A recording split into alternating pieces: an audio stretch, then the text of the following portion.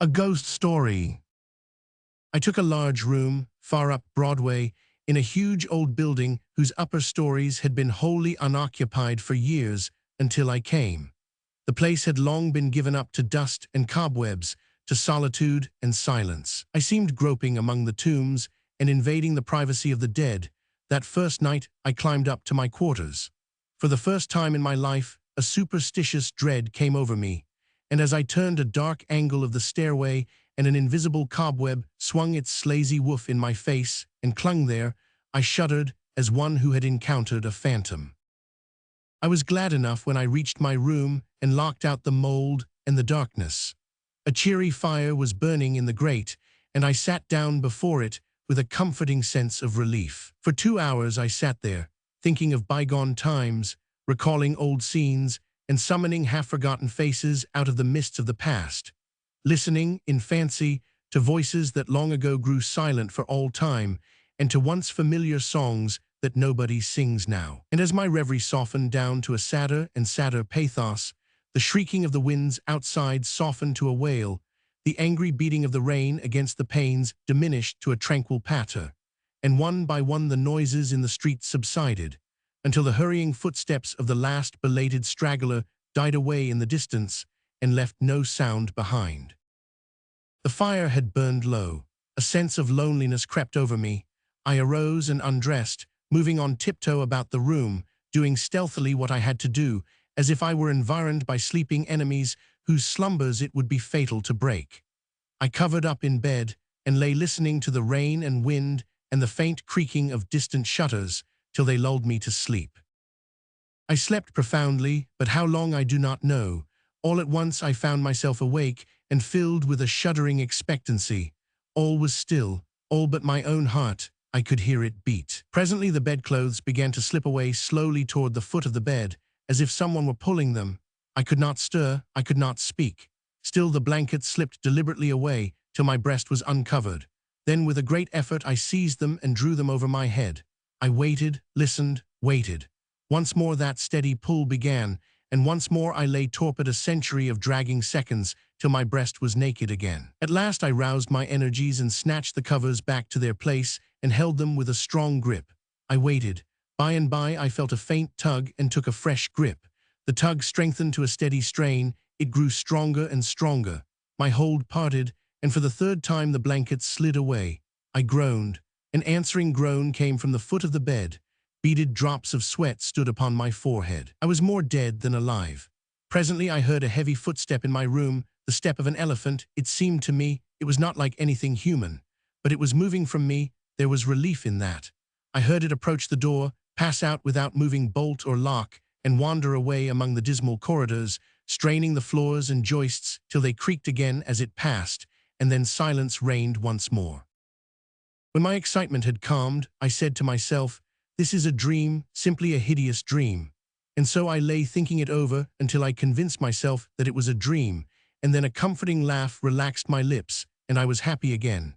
I got up and struck a light, and when I found that the locks and bolts were just as I had left them, another soothing laugh welled in my heart and rippled from my lips. I took my pipe and lit it, and was just sitting down before the fire, when down went the pipe out of my nerveless fingers, the blood forsook my cheeks, and my placid breathing was cut short with a gasp.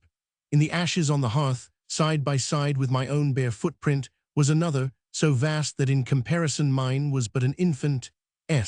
Then I had had a visitor, and the elephant tread was explained. I put out the light and returned to bed, palsied with fear. I lay a long time, peering into the darkness and listening. Then I heard a grating noise overhead, like the dragging of a heavy body across the floor, then the throwing down of the body and the shaking of my windows in response to the concussion. In distant parts of the building, I heard the muffled slamming of doors. I heard, at intervals, stealthy footsteps creeping in and out among the corridors and up and down the stairs. Sometimes these noises approached my door, hesitated, and went away again. I heard the clanking of chains faintly in remote passages and listened while the clanking grew nearer, while it wearily climbed the stairways, marking each move by the loose surplus of chain that fell with an accented rattle upon each succeeding step as the goblin that bore it advanced. I heard muttered sentences, half-uttered screams that seemed smothered violently, and the swish of invisible garments, the rush of invisible wings. Then I became conscious that my chamber was invaded, that I was not alone. I heard sighs and breathings about my bed, and mysterious whisperings. 3 little spheres of soft phosphorescent light appeared on the ceiling directly over my head, clung and glowed there a moment, and then dropped, 2 of them upon my face and 1 upon the pillow. They spattered liquidly and felt warm. Intuition told me they had turned to gouts of blood as they fell. I needed no light to satisfy myself of that. Then I saw pallid faces, dimly luminous, and white uplifted hands, floating bodiless in the air, floating a moment and then disappearing. The whispering ceased, and the voices and the sounds, and a solemn stillness followed. I waited and listened. I felt that I must have light or die. I was weak with fear. I slowly raised myself toward a sitting posture, and my face came in contact with a clammy hand. All strength went from me apparently, and I fell back like a stricken invalid. Then I heard the rustle of a garment. It seemed to pass to the door and go out. When everything was still once more, I crept out of bed, sick and feeble, and lit the gas with a hand that trembled as if it were aged with 100 years. The light brought some little cheer to my spirits. I sat down and fell into a dreamy contemplation of that great footprint in the ashes. By and by its outlines began to waver and grow dim. I glanced up, and the broad gas flame was slowly wilting away. In the same moment, I heard that elephantine tread again. I noted its approach, nearer and nearer, along the musty halls, and dimmer the light waned. The tread reached my very door and paused. The light had dwindled to a sickly blue, and all things about me lay in a spectral twilight. The door 999 not open, and yet I felt a faint gust of air fan my cheek, and presently was conscious of a huge, cloudy presence before me. I watched it with fascinated eyes. A pale glow stole over the thing. Gradually its cloudy folds took shape.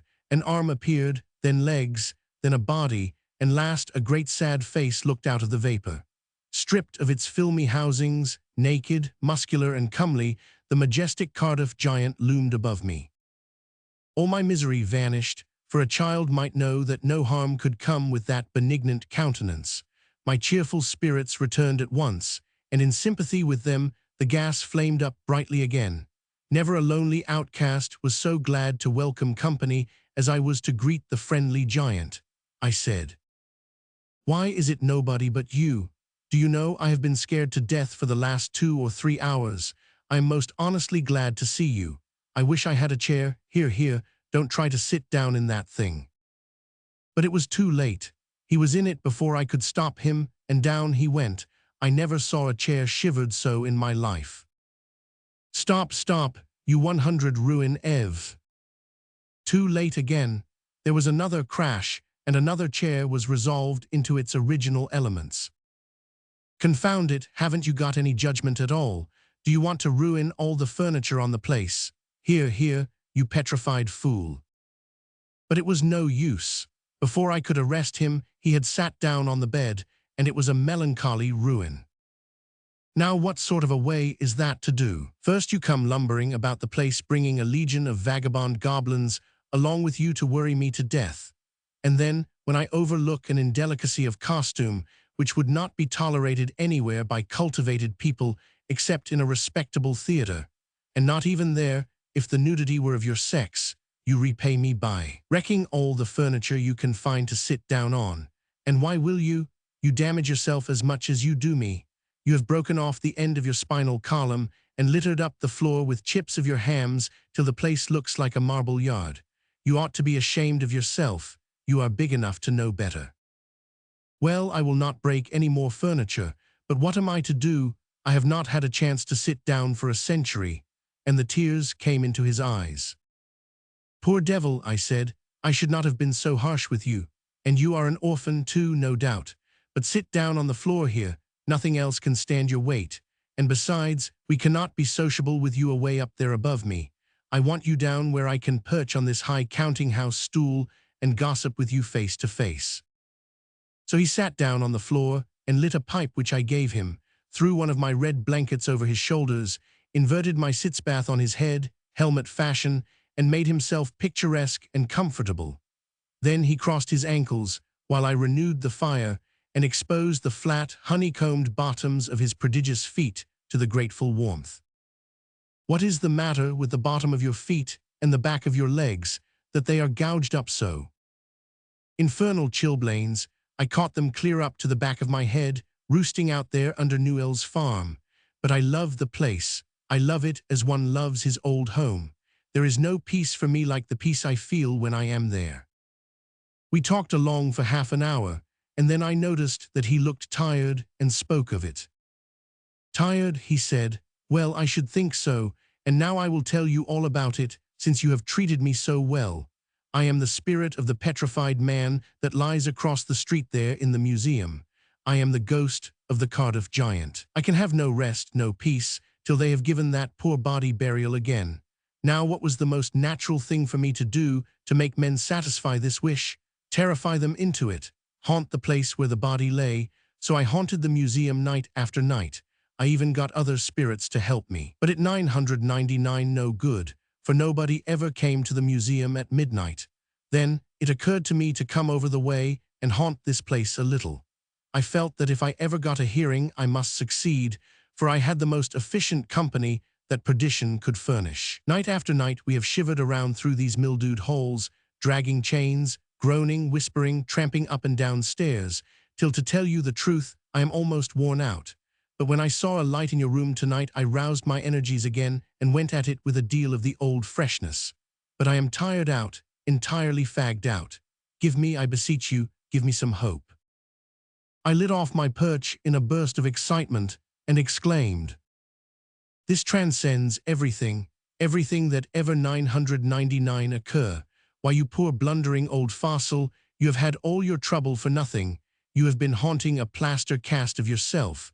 The real Cardiff giant is in Albany, a fact. The original fraud was ingeniously and fraudfully duplicated and exhibited in New York as the only genuine Cardiff giant, to the unspeakable disgust of the owners of the real Colossus, at the very same time that the latter was drawing crowds at a museum in Albany.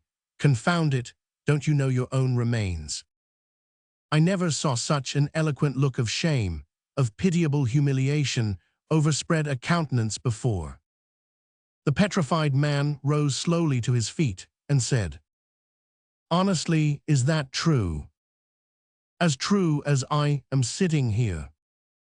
He took the pipe from his mouth and laid it on the mantel, then stood irresolute a moment, unconsciously, from old habit, thrusting his hands where his pantaloons' pockets should have been, and meditatively dropping his chin on his breast, and finally said, "Well, I never felt so absurd before. The petrified man has sold everybody else, and now the mean fraud has ended by selling its own ghost.